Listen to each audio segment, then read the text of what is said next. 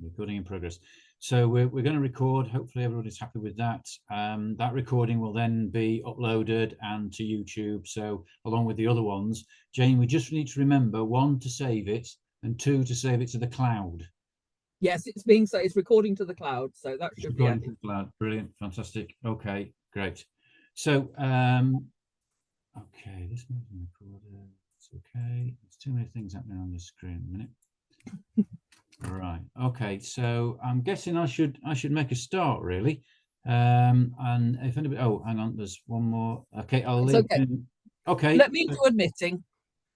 Okay, and if you could keep an eye on the chat, I've put some blank slides in to remind me to stop talking and to ask if there's any questions.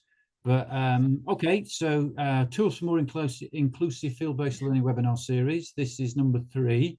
So what I'm going to try and talk about today is producing more advanced, well, we'll see about that, but certainly more interactive materials just to sort of build on and give an alternate to some of the stuff that we've talked about before. I'm at the University of Salford, which is in Manchester. I'm hoping that we will be about an hour and a half, and I have built in an activity. So this is the running order for today. A little bit of an introduction. From the previous sessions, I realized that nobody had actually talked about how you collect the media. Some of my colleagues in creative arts call it flat media. Flat assets, sorry, and some of the software. So a couple of minutes about some of the kits, software, etc. And then what I'd like to do is have an activity, allow you to play with ThingLink, and to have a go at some basics, share, and then come back, discuss that briefly, and then go on to some more advanced functions, talk about further applications, what's next, maybe using virtual field trips or a version of virtual field trips for assessments, and then sum up and provide some resources. The photos at the bottom are some photos that were taken during co-creation activities. So over the last 5 years, we have had students playing with all these kits, using ThingLink, using GoPros and drones and things. But the point is, the photos on the left, we're not trying to remove real field work, in-person experiences. We recognize the value of that, but some people do enjoy the post-production. Taha on the right-hand side is obviously quite pleased with himself. He's actually processing some of the stuff that the media that we collected for a little project in and around campus. So that's my plan. This went out a week or so ago. For the activity, there is the option to sign up to ThingLink temporarily, and then if it's the kind of thing you're interested in, get a longer term account. But it may take a couple of minutes to do that, but it's something that you could be doing in the background. So when we have the activity, you're good to go. You need basically to go to thinglink.com/edu, sign up, some brief details, make them up if you like, but that's the code that you need to put in. That will give you access, that will put you into a group, that will allow you to participate. But if you haven't already done that, some people have. We had one, my mystery shopper found that for some reason her university account wouldn't work, so she went to Gmail or another mail. So try, if it doesn't work, if it doesn't accept your .ac.uk account, then you may need to put in a Gmail account. But thinglink.com/edu, and then put in that code, U4SSKE. Jane, could you put that in the chat perhaps, so people will do that on the background, because sometimes it's instantaneous, sometimes it takes a little bit longer, but that's why I've slotted that in. I'll get back on track. So my background is in paleo science. The kickstart for using these digital visualization tools was a project that Jane and I and others worked on, which is the VEEPS project. That VEEP project is kind of now in hibernation, but actually I was looking the other day, and there, if you click on the link, there is a spreadsheet. There's lots of information, lots of links, lots of useful tools that still exist. But I'm relatively new to this. I've been playing with these tools for the last 5 years or so, entirely self-taught. Veeps was a really good experience, and that led to participation in two NERC projects using digital tools focused on EDI opportunities. Cultivate, led by Linda York in Bangor. Unfortunately, now the website there as now no longer exists. And the More Inclusive Fieldwork project with Des in Worcester, formerly of Worcester University. The More Inclusive project, a More Inclusive Fieldwork project, the link there does work. If you just Google More Inclusive Fieldwork, there's loads of information, loads of resources. That's a really good place to go and look, get further information, kind of how-to guides, examples, resources, etc. So as, in addition to being part of this journey, it's also how I got here. But what that's introduced me to is a whole bunch of people working in this sort of discipline area, but enthusiastic about EDI and especially using digital tools and sharing that experience, sharing those resources. It's also, we've got a little bit of internal money. Nothing happens without money. We have this thing called LTEC, which is the Learning and Teaching Enhancement Centre, that allowed me and a colleague to buy some bits of kit and some software, and then start to develop the co-creation for our students and with external organisations in the North West Cheshire East, Lancashire Wildlife Trust, Salford City Council, and I'll illustrate some of that towards the end. But essentially, that's, I wanted to sort of illustrate what my background is, where I've come from. And so this is my pause slide, Jane. Is there any questions I need to look at? No, nothing yet. And apologies for the typing sound in the background. Okay, no worries. Okay, so if I try and move on to my next slide, which has gone, here we go. Okay, so to use these digital visualization resources to make virtual field trips, etc., you need pictures, you need video, you need stuff. You may be able to use a digital camera. Actually, the one on your phone is probably good enough.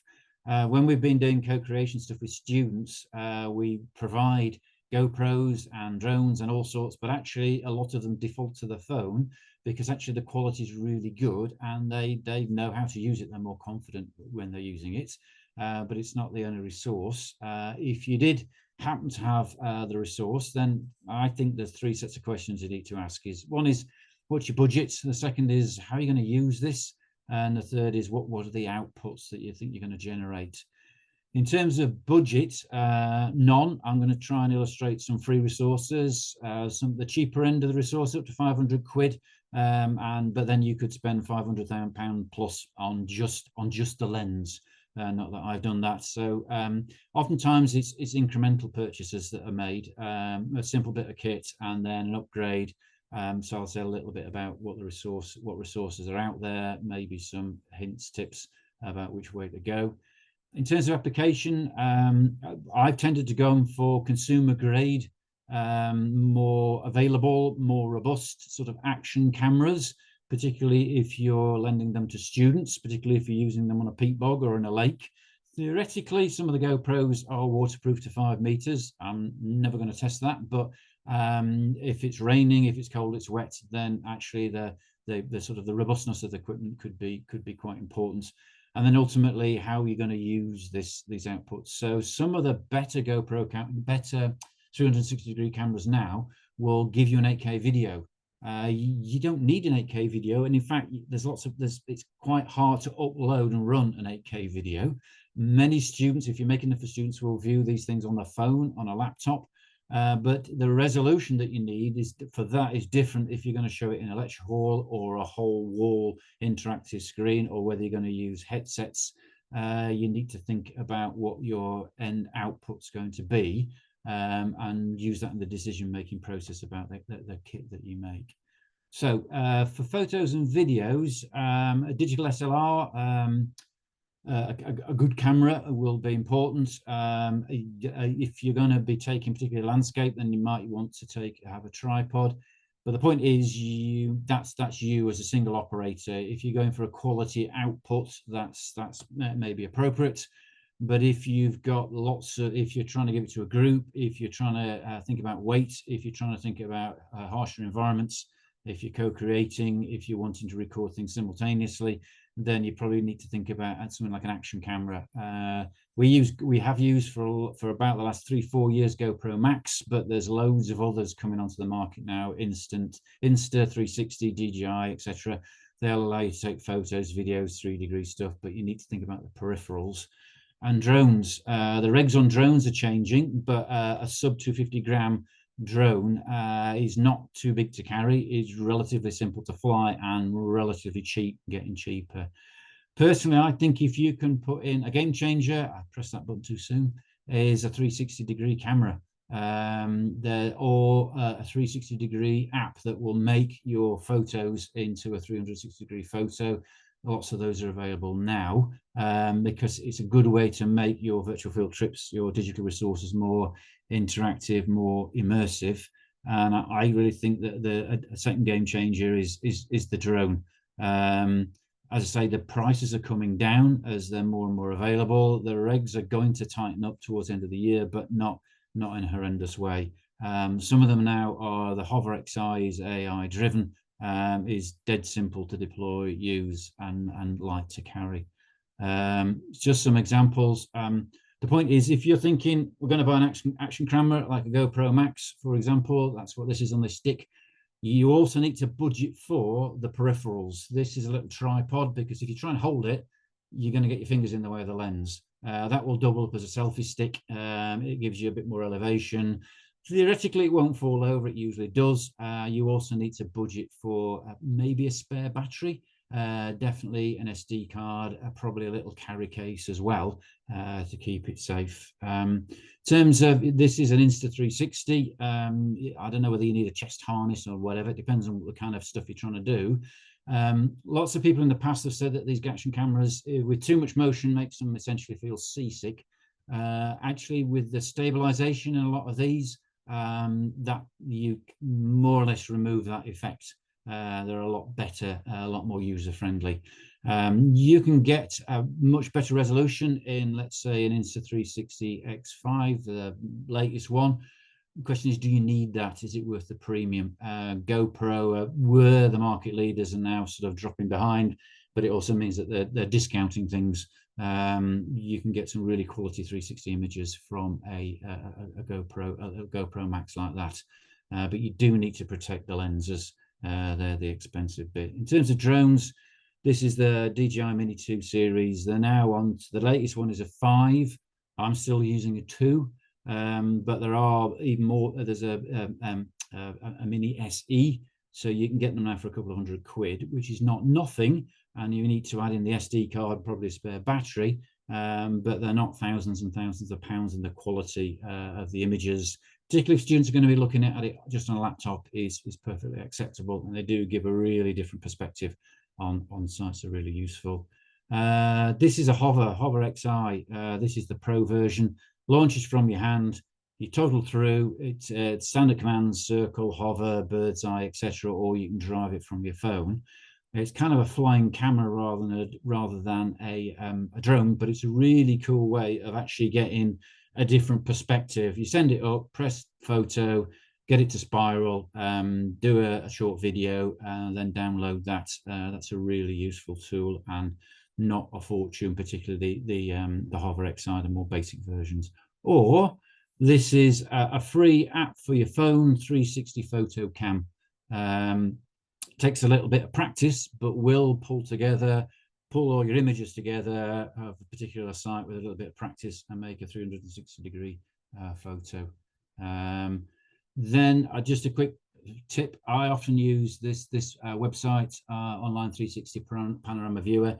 If you're wondering what your 360 photo looks like, and you don't necessarily want to render it and upload it and all the rest of it, you can literally drag and drop, and then make sure, look around, see whether it works, see whether your thumb was in the way, see whether you got what you wanted. You can preview these things really quickly rather than uploading. But ultimately, they need to go into some software. There's a range of platforms online. The one I'm going to talk about today is ThingLink. ThingLink I've been using for the last 5 years. ThingLink has been around for about 13, 14 years. It's created by educationalists. It's highly intuitive. It's constantly evolving, and there's loads of user support. What I'd like to do in the activity in a couple of minutes' time is just go through the basics and then try and enhance that. So 3 basic things: create, tag, and share. Will allow you to get started and make your start to make a virtual field trip in ThingLink. Or if you don't want to do that, this website, imgbb.com, for a limited period of time, they will upload online your photo or 360 or video. You could provide students with a link to an annotated photo that way, free. It's a good way if you've just got one shot of one site. Creating a link during using IMGBB is a really good tool because it allows you then to embed or just share the link to view that view of that site from that particular perspective. So there's lots of resources that are free. The downside is that lots of these free resources are only free so many times per month, or only free for a period of time, but it does give you the opportunity to decide whether or not they work for you, and then therefore whether or not it's worth investing longer term in an annual fee. Oftentimes the fees will be on a sliding scale, and for education it can be a lot cheaper than first advertised. Okay, so in terms of the activity, we do have a couple of questions, Simon. Sure. Yeah. We'll take them first. Yeah. First question was about microphones, so for recording sound in the field, and comments about wind noise. Yeah. Do you have any recommendations or experience? For wind noise, the ones I've used have been really simple lapel mics, but if you put the little furry mouse thing on, they reduce the noise a lot. But actually what I've done a lot of the time is upload the video clip and then put the voice on, put the commentary on afterwards, because you can also have it running with closed captions, and you can stagger that. So as, for example, as you're panning around, okay, this is the landslide, this is the debris flow, this is the valley below. As you pan around, you can give those comments as you go along. But yeah, wind noise can be an issue. However, for example, with the Hover XI, you record a separate file on your phone, and AI will take out the noise of the drone, and then you can enhance that to take out wind noise as well. So there are options, but the simplest thing I often do is add the wind noise. No, to get around the wind noises, I add the audio afterwards. Yeah. And the other question was suggestions for not being in the 360 photo. And so far we've had set a timer and run away. Yep. Or there's a GoPro app, which may have a functionality, or standing there and being a scale bar. Yeah. So on the GoPro and the Insta360, they will all have a timer. So if you can safely set it up, and then you can either take it instantaneously, give yourself 5, 10, 15, 30 seconds. If there's somewhere to run away and hide, then you can do that. If you're using, for example, the Insta360, you can basically see what the Insta can see on your phone, so you can check you're not visible. But what my students often do is play Where's Simon. They can usually see me disappearing behind a rock. Sometimes there's no place to hide. So I'll just literally do what I call the Statue of Liberty pose. I'll just hold the selfie stick above myself. I have a 3-meter selfie stick. So actually you've got to sort of really tilt down to see Simon at the bottom. And just remember, if you've got a bald patch, put a cap on. So you really need to decide how important it is that you're not actually on that photo. But I find holding it above your head is one really good way, because as you scroll, most people will scroll around, they'll not bother with the sky, and they'll not bother looking down. So just a little bit of practice, you can usually get around it. But the timer is an option, but sometimes you get just out of the way, just in time, just about ready to see the thing fall over off the tripod. So you have to be very careful. If you're going to leave it unattended, don't leave it next to a dry stone wall. Find a nice soft bit of peat for it to fall over into. Thanks. Those were the questions we had in the chat so far. Yeah, yeah. When we lend to students, they get paranoid about this. We had one on a salt. There's nowhere to hide on a salt marsh, so they all basically turned their backs and lined up. These three guys. It looked like they were all having a sort of a wee somewhere. So it made this thing worse rather than better. Okay. So what I'd like to do now is just talk about this activity. What I'd like everyone to have a go at is have a play with ThingLink, creating a virtual field trip, or the beginnings of a virtual field trip. So thinking back to the first of the webinars, you need to think about, make a plan, think about your storyboard, think about your learning outcomes, etc. For me, as you're collecting the media, I'm thinking, how do I connect this? Is there any interaction? Is the media good enough? In terms of, is the media good enough, lots of these things have everything saves onto an SD card. The memory on these things is usually enormous. I never ever take one photo, because you can guarantee if you take one, that'll be the one with the speck of dust or the water or somebody driving past or whatever. Think about the quality of the media that you're collecting. If you're collecting, then it might be as simple as just a little shot with your, just a little video clip. Pan around with your phone, 5 seconds. Can you slot any 3-degree images? Is there anything online? And are there any online resources?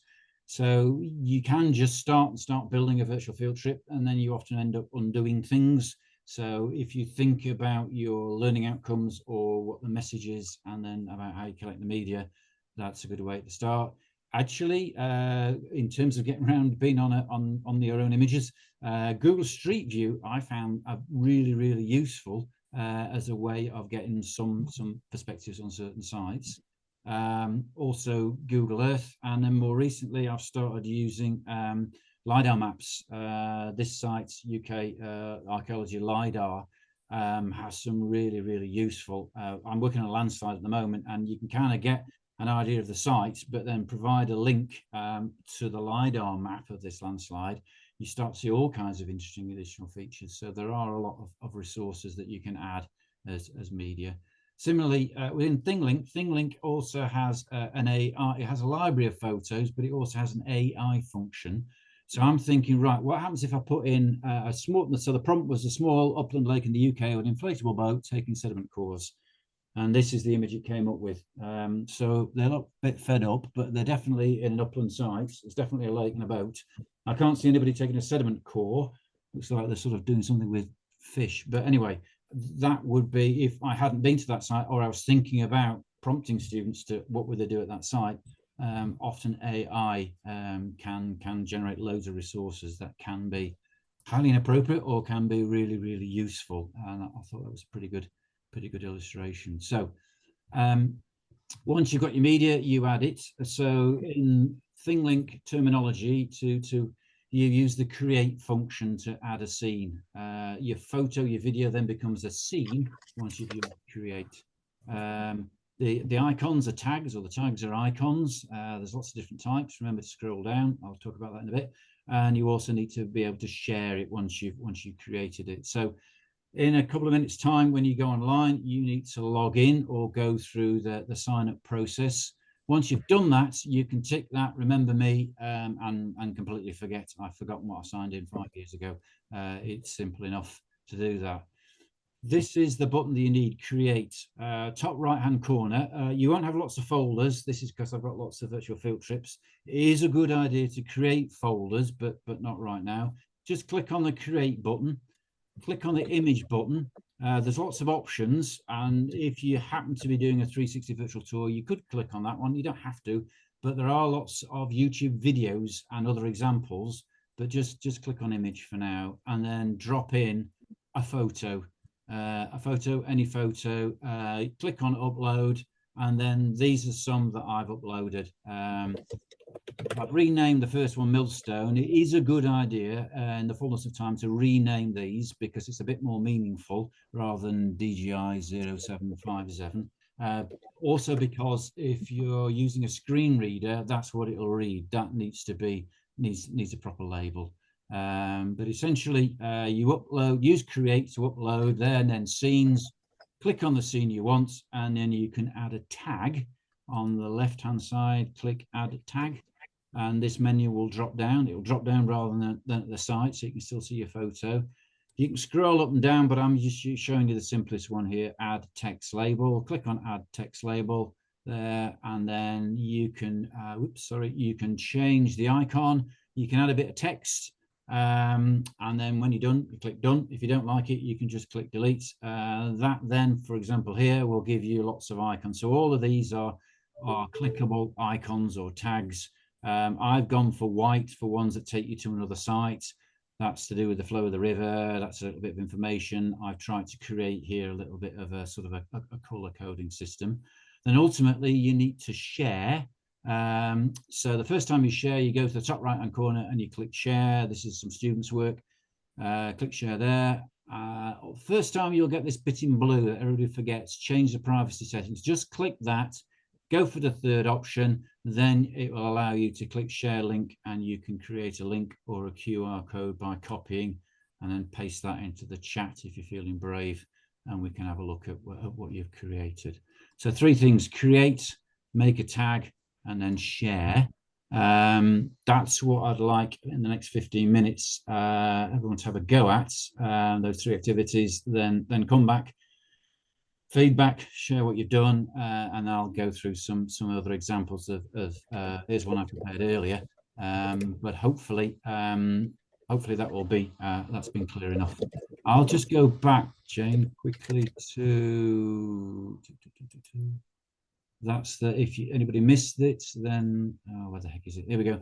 That's the sign up code that you need.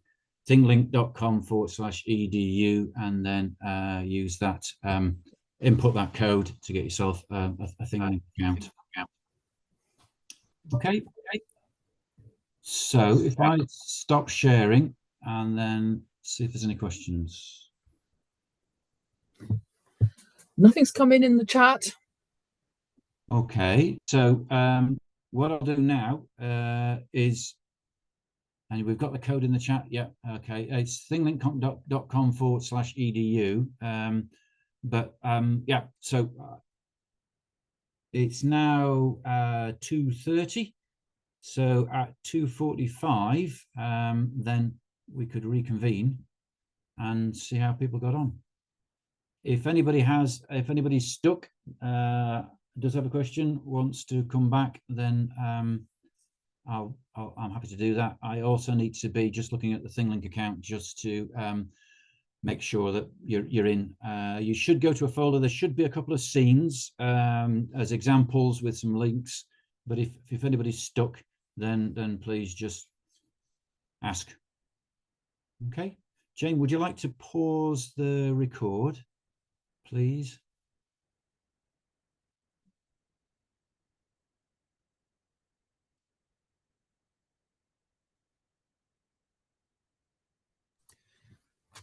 I will attempt to. It's just going to take me a while because technology. Right. Okay. Hopefully somebody's still there. And oh, look at that. Laura's raised a hand. I have. I think I was a bit slow getting started because I'd missed the trick with the UK SSKE, and I created my own account and then couldn't access anything. But anyway, I got in eventually, but I could only put 1 tag in and it wouldn't let me put any more tags in. What did I do wrong? Is that on the free account or is that on the? No, that's on the correct one that I linked. So that's why it took me time, because I had to get into the one that you recommended. So I am now in on the right one, but it was still only letting me put 1 tag. 1 kind of tag, or just 1 tag? Just 1 tag. Okay, let me just, so the answer, let me just go to the group, go to the correct folder, and so this is, you've used a picture of a very dry looking hillside. Yeah. Edit, add tag, add another label, text, and change that.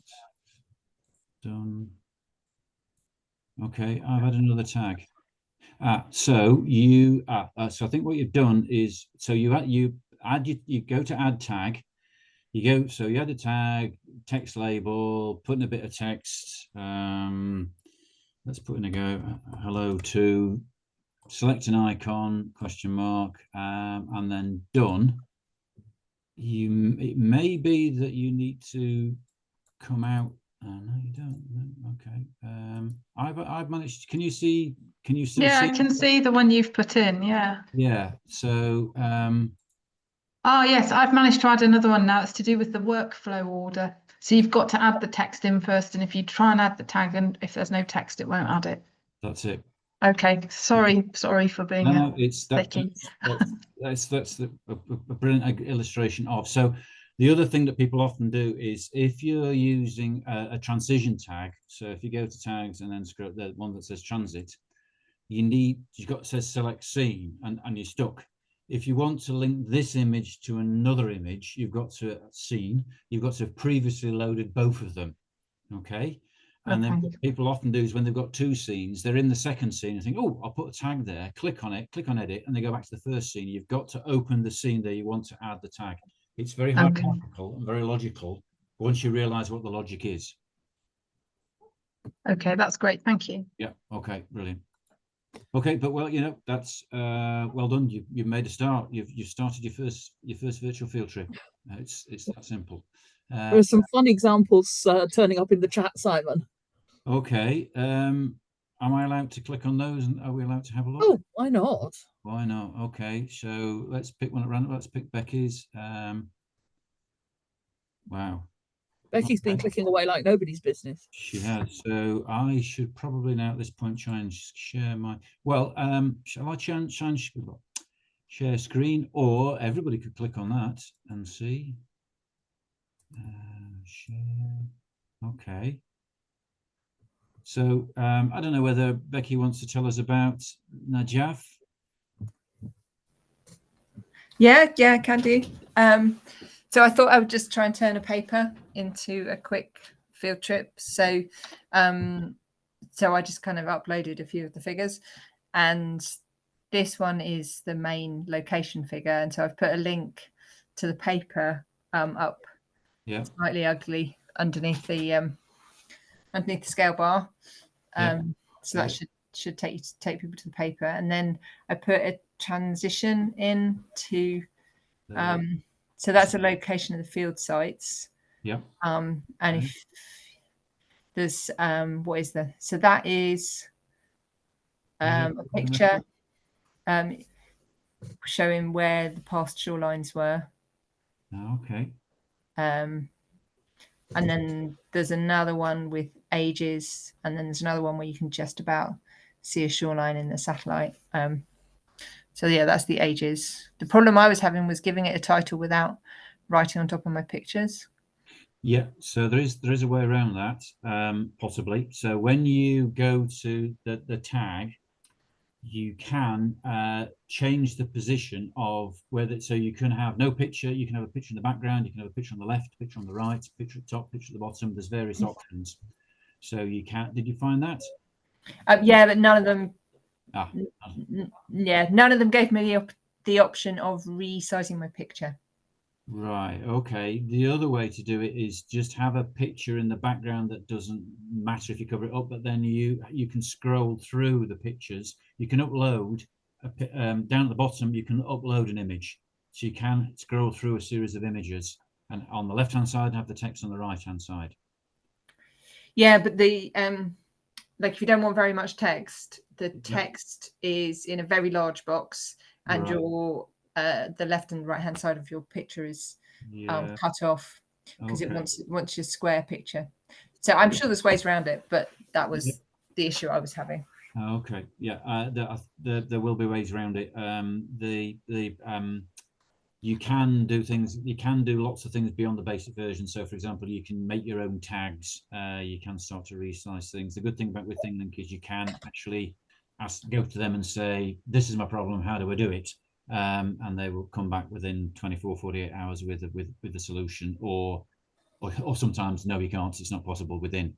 But yeah, I've sometimes at an EGU conference we had some posters, and we made you could either just put up a PowerPoint, sorry, a PDF, but we put up a ThingLink. So, for example, you could go to the study area and then click and take you to a whole series of photos of the bobbing area.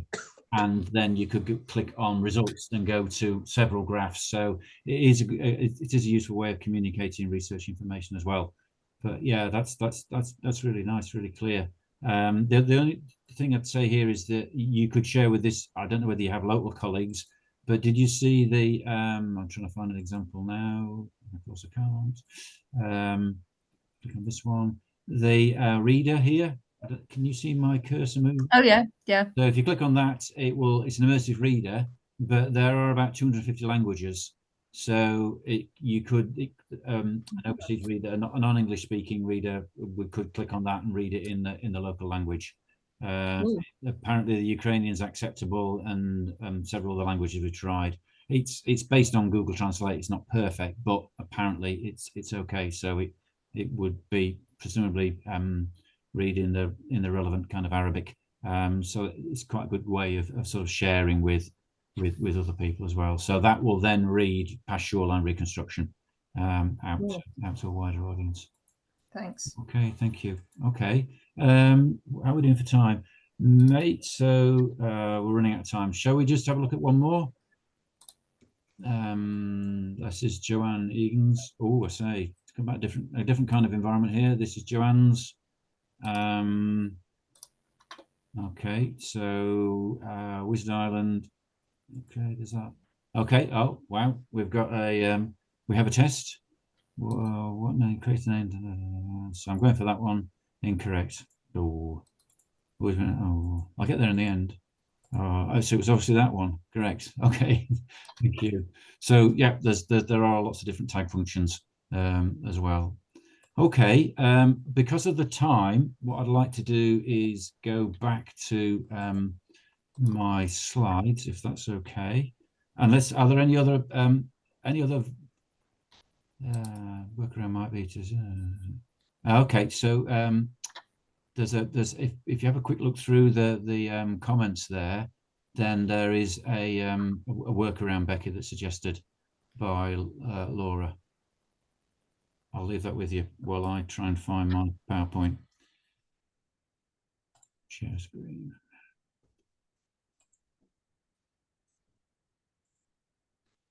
Okay, so there's looking through, because doing it this way, I can see some of the some people seem to have done loads. For example, the people who shared, other people haven't, but that's fine.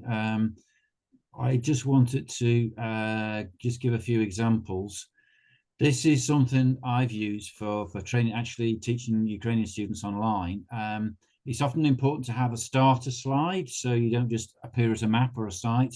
All I've done here is, this is something I made actually, it's a PowerPoint slide saved as a JPEG. So ThingLink thinks it's a photo, and then that allows you to click and start to work through the query, this query site. So this just illustrates some simple labels, and then some information boxes with a bit more detail. Down here is something called, it appears in settings, and I'll come on to that shortly. You can share via a link. You can also share via QR code, particularly if you're doing a talk at a conference or to students. Some people love QR codes, some people hate QR codes, but this one will take you to the query site that I've just illustrated, allow you to have a look through. This next one's got a little bit more detail. So this kind of illustrates a bit more the kinds of things you can do. So if you click here, that will drop. So this virtual field trip is about, this is a river that's with regulated flow. This is unregulated flow. So we have different 360-degree sites. And by clicking one of those, you can see the junction. That's the 360 photo if it wasn't a screen grab either side. So it allows you to drop into these sites and navigate around, and then start to think about the impact of regulated flow, this river, as opposed to unregulated flow, and what it's done to the erosion of the riverbank. Similarly, you can start to drop in other exciting things like this. Is to click on this icon here, it will take you to, this is a 3D model. This is generated by an API, free online, and then I've added these tags. You generate it using the Digital Elevation API, and then upload it into Sketchfab, and that will allow you to annotate. So this is the Confluence site, but if you go to site 7, zoom in, it's a bit blurry, but this takes you to a little sandstone tour. This is the model I made. Allows you to see in greater detail this site. This is 8 meters in height. So cross bedding there, so it makes it clearer to point out. Students can view this on the phone. And if you go to the top, you don't want students climbing to the top of an 8-meter sandstone tour. You have these weird holes on the top, so it gives you that view. So it allows everybody to see that and see that safely.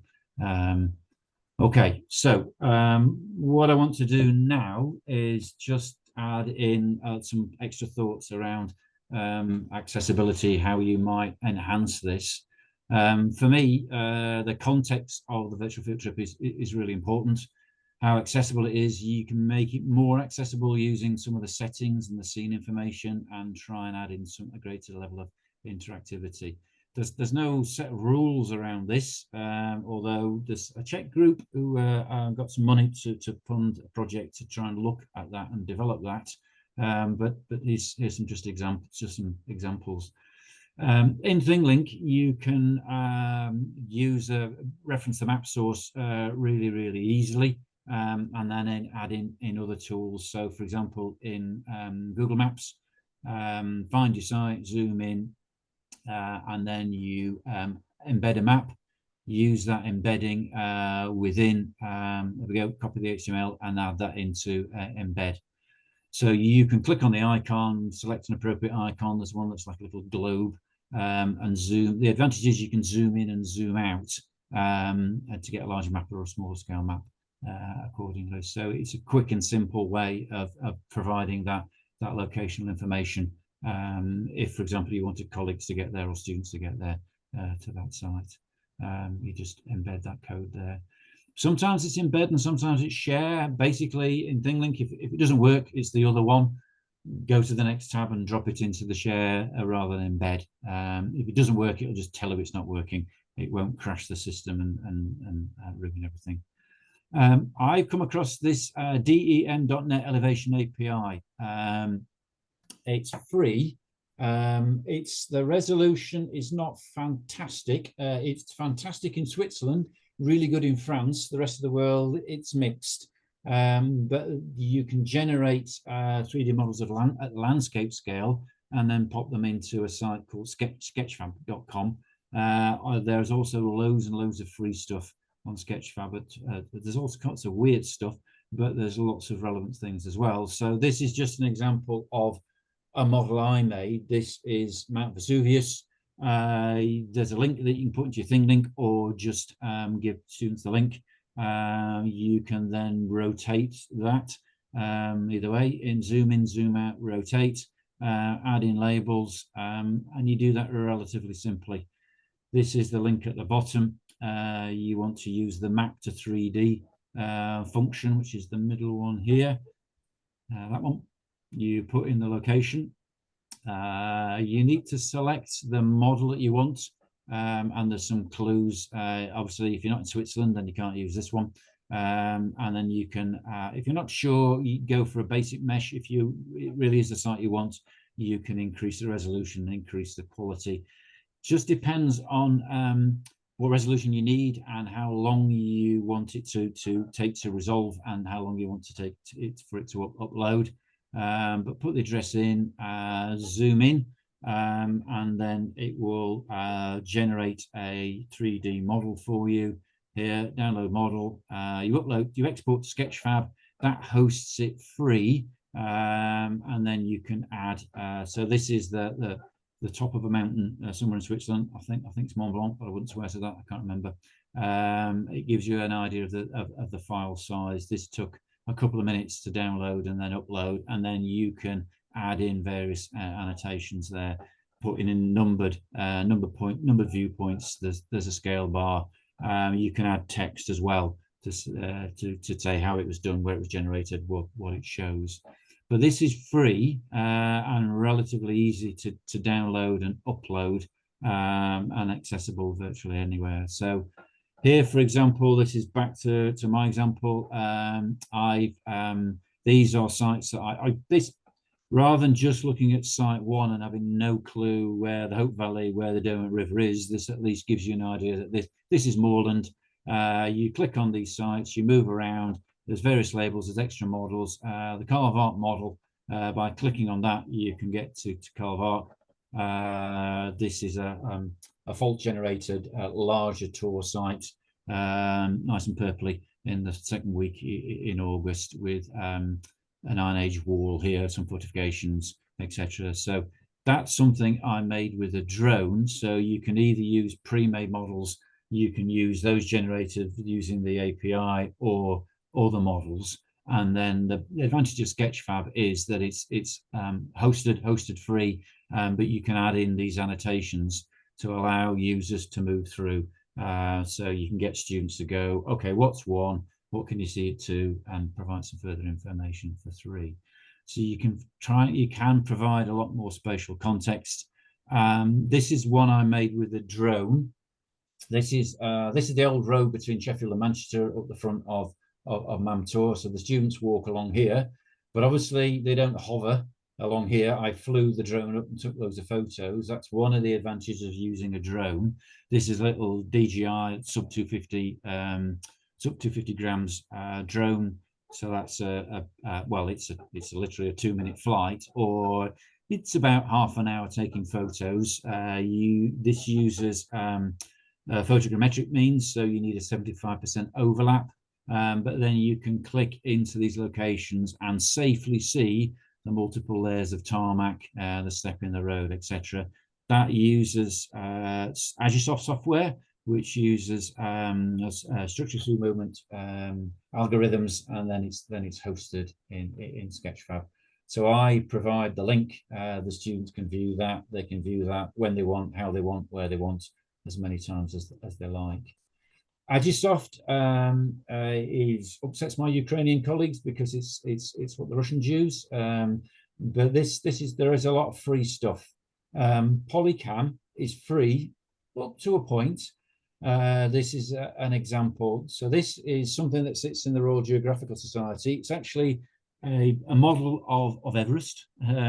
It's a model made out of plaster of Paris for an exhibition, and it just amused me to take. So this is 30 digital phone, my phone photographs, digital photographs taken on a phone, but then popped into Polycam. Polycam, you can have a certain level of free access, and this uses overlapping photos. I'll share these slides later, but this is an accessible link. It's not fantastic resolution, but given it took literally 2 minutes to take those 30 photos, upload them, put them into Polycam for free, runtime 10 minutes, and then you upload that into ThingLink, and everybody can see it, and then you can annotate the peaks and the names of the glaciers, etc. The other way to do it is to use something called Gaussian splatter. Don't ask me to explain what that is, but it's a bit like, at the moment, between using photogrammetric techniques and splatter techniques, it's a bit like the debate we had back in the 1980s between for VHS recorders, the debate between VHS and beta, which is going to win. At the moment, most professionals seem to use photogrammetric techniques, but splatter is becoming increasingly popular. In that, if you click on the link, or if you go to the website, you can download it. This is free. It's free in the sense that you can generate 5 models per month, unless you start to pay $12 or $24 or whatever. You can do it via video or via photos. If you can also put in a trail through it, you can get the user to go to set locations. So This has a lot of problems. You'll see in the background all that weird. It wasn't thundering and lightning. That's just random light that the algorithm doesn't know what to do with. This is based, you can generate quite a nice 3D model of the landslide on a drone, 2-minute drone flight from the debris flow through to the headscarp. That's the example in video. But the problem is that it's designed to look out. And for example, if you're in a room, if you're an estate agent and you're in a room, you panned around with your video with your phone, you could make a 3D model of that room. What that means for a drone is that you've only got the forward-facing video. So when you scroll around, then there's just nothing behind you or either side, and it gets confused. You need the camera to be pointing forward. Same with the photos. The resolution it will be fantastic, but there are some teething problems. These techniques either try to look out or they try to make a 3D object. So it will try and reconstruct the other side of the landslide, which I'm not interested in, which Agisoft won't do. But you end up with something that looks rather like a sort of a malformed rock cake, rather than what it's supposed to be. But lots of this stuff is becoming increasingly available, increasingly popular, and annotated. You can then give students a 3D model of that site, or colleagues a 3D model of that site that they can move in and around, zoom out, zoom in, scroll around, and you can annotate that. So teleport is dead simple to use. It's just that the outputs aren't fantastic at this scale. Needs work, but there are both photogrammetric and splatter options available. Okay, so Jane, any questions at that point? No, can't see any questions in the chat. Okay, well, I'll just tell you suggestions, and people have shared more really nice explorations. Okay, brilliant. Just some comments then about making your virtual field trip more accessible. There's certain functions and certain protocols which will help. The first is using settings. When you go to add tag, just below add tag, there's some oops, bless you. If you click on settings, it will allow you to add a block of text. That block of text will then appear bottom right hand corner.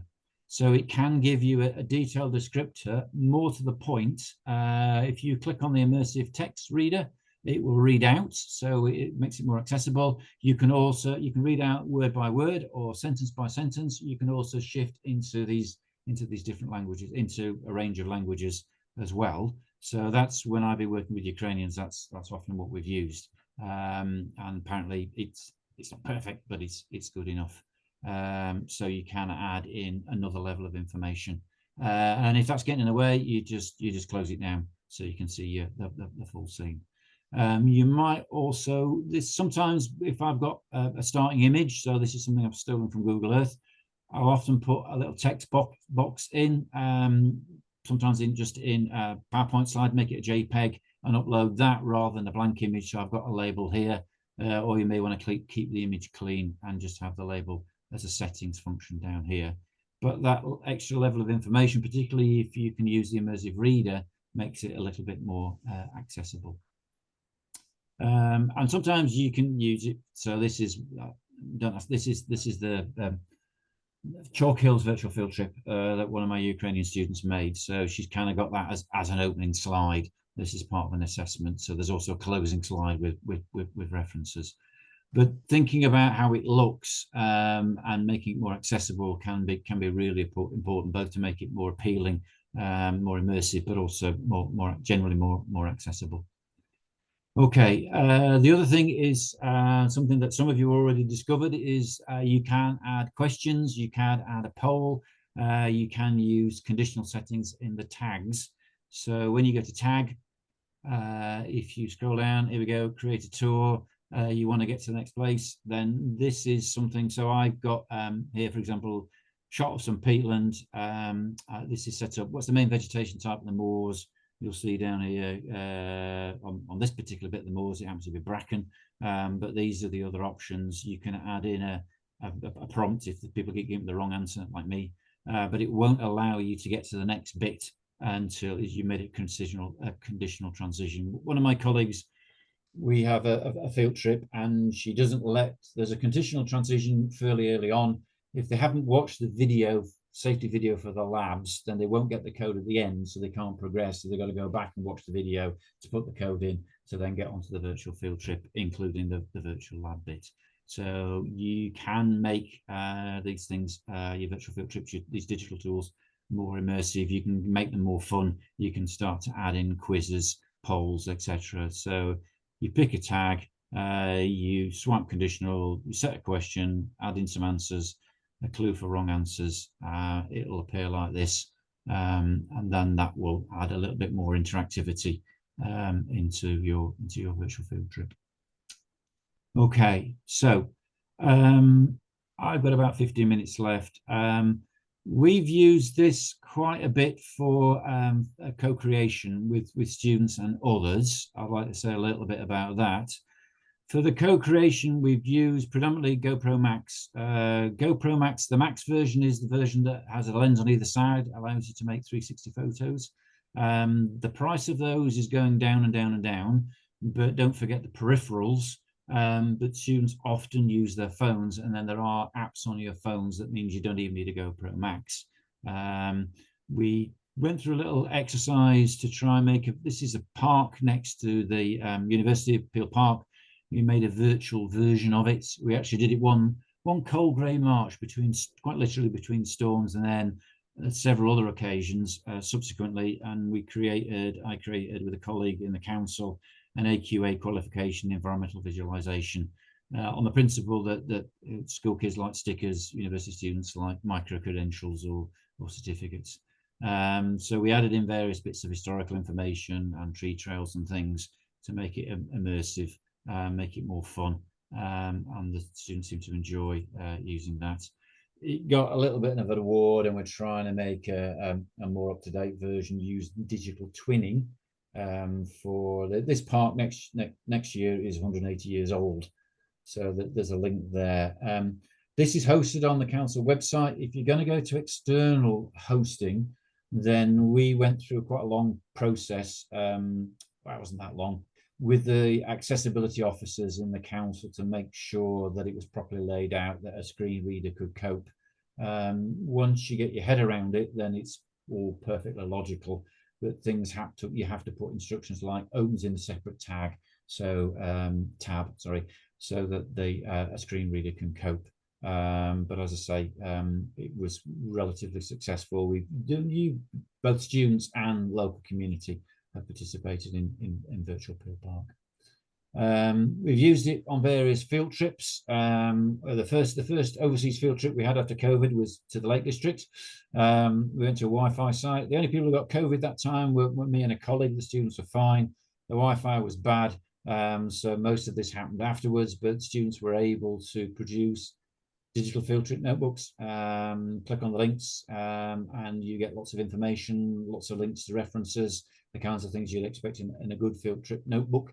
But a little bit more, something different, and then the feedback was good. It's robust because we've done this for 5 years on the trot, and the last 2 years I didn't even go on a field trip. A colleague ran it. I trained him, and then he trained the students, and they produce things like this. This is around planning. This is in Copenhagen. This takes you around the city. It's partly we assess it in terms of, this looks quite pretty, but you can also look at the content and grade it in various ways. We developed some assessment criteria for this kind of thing, but this is all by geographers for other geographers rather than creative media students. All they need is that's one of them holding a GoPro up in the air. So if you look right down, you appear, but actually most people are looking at Copenhagen rather than the top of this person's hat. That's how they coped with not being on the 360 photos. Done it with external groups. This is Cheshire East. We have a consultancy project, small group. They created this. And then I've worked with Lancashire Wildlife Trust. This is about carbon farming. They have a site that has poor access in that it's as flat as a pancake. It's quite a long way from the road. They don't want people trampling over these teeny tiny sphagnums, little bits of sphagnums. They can use that site. They can use the link, and there's a counter. That's the other thing with ThingLink, is that there are stats that show you the number of visits and what particular bits of your virtual field trip were visited at that time. And then we've flipped the classroom in Ukraine, particularly in the east of Ukraine, in this oblast here, then in Kharkiv.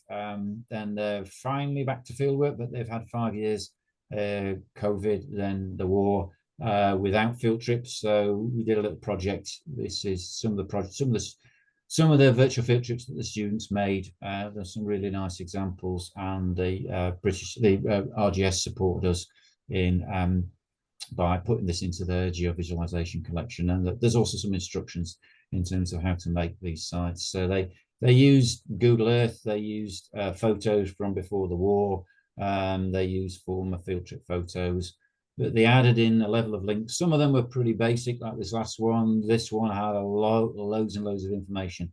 These are really smart students, but it allowed them to re-engage with the studies. And now they've built these protocols into these applications into their teaching. ThingLink have effectively sponsored them, so they have free accounts that they can use for the next 2 years. My colleagues in Chernivtsi, this is something made by staff with a small group. They wanted to encourage people to visit the university, obviously not possible at the moment, but they also wanted the Vice-Chancellor to go from this rather glamorous looking main building through to the meteorological centre and possibly spend some money on it.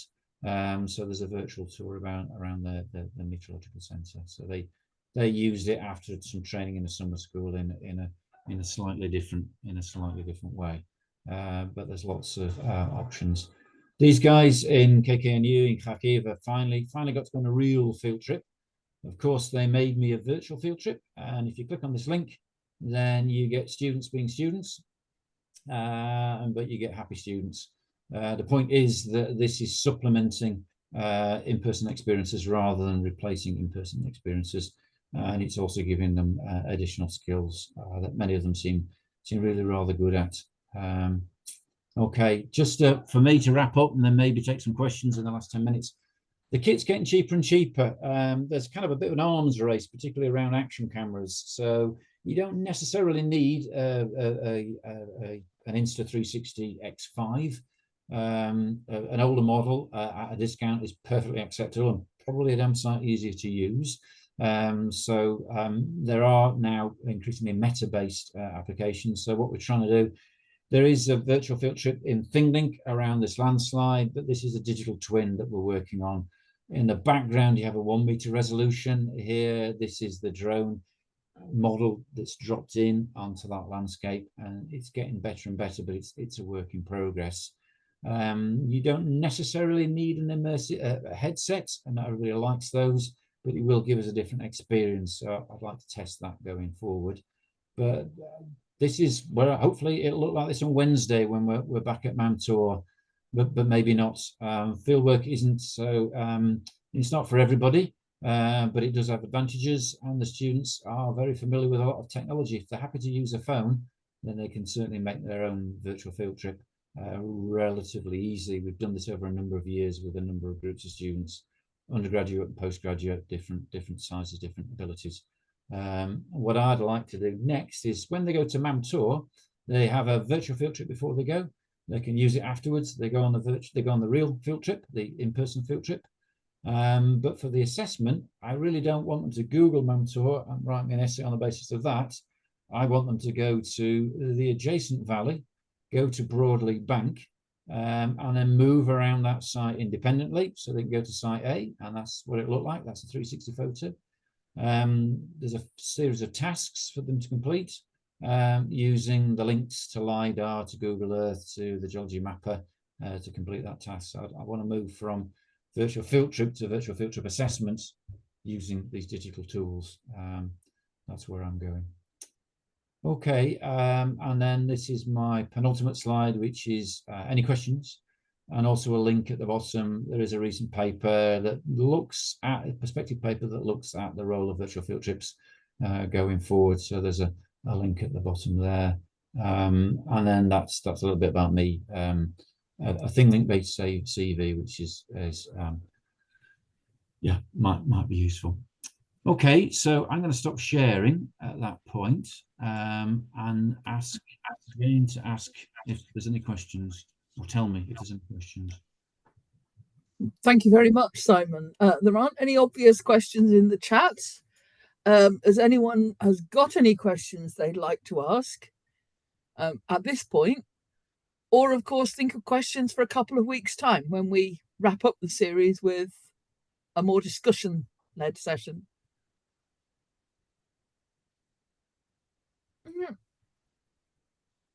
Okay, I'm just looking at the chat and there's something about adding sound. Yes, this was one of the talks was really nice.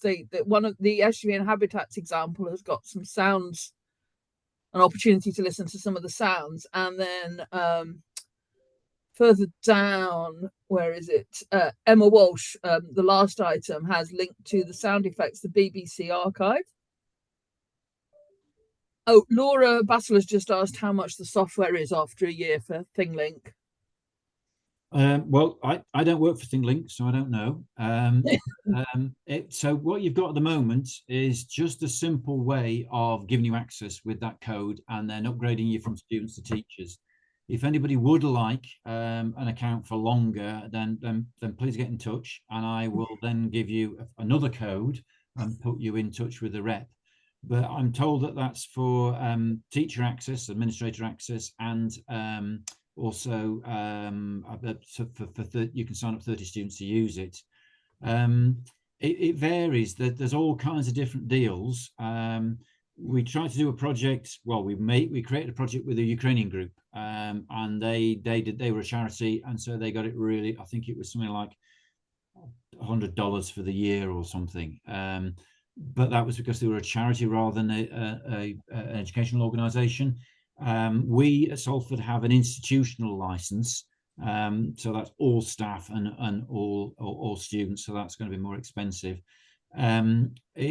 It would be possible, I guess, to negotiate something that was maybe just for your department or just for your course.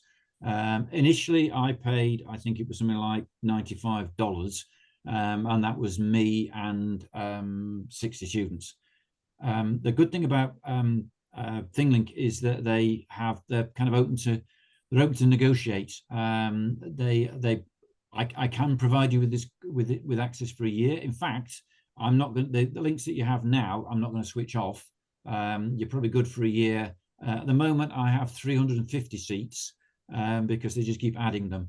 I just need to remind them once a year. The way in which you could possibly get free access for longer would be speak to ThingLink and become a certified creator and then a certified trainer. Apparently that's the basis on which I get these free accounts. And now they're trying to commercialize that, so if you introduce somebody, you get blah blah blah percentage, which I'm not interested in.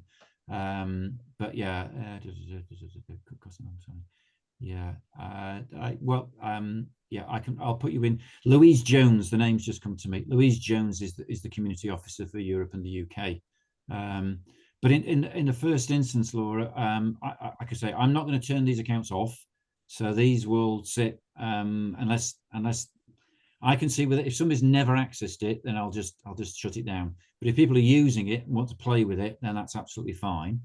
If you would like an account for longer with seats for students, I can send you that, and we can ask Yvan to transfer what you've done on this account across to the other account. And then after that, it would be a case of negotiating how much, how long. But actually, I will ask the question for an educational user, how much after this, just so, and then I'll share that when I come to Jane's session in a fortnight's time. Fortnight's time. Yeah, it's the Wednesday. I think it's bonfire night. Bonfire night. Okay. Okay. So what I'll yeah. Okay. So I will after this session, I will presumably I don't lose the chat, but I'll have a look through at some of these links and maybe add some comments. If anybody's got any questions, then fine. Oh, it's quite interactive. Karen. Oh, she's fallen over. Karen, your mic's, you've just appeared, but did you mean to appear or? No, sorry. Okay, that's fine. Sorry. No, the other one. Okay. Ooh. Great. Well, it's nearly 3 o'clock. I think this is a great time to wrap up, and please bring any questions, ideas, things you'd like to explore to the next session. Brilliant. Yes. And thank you very much, Simon. So Jane, do you want to stop the recording, please? I will do.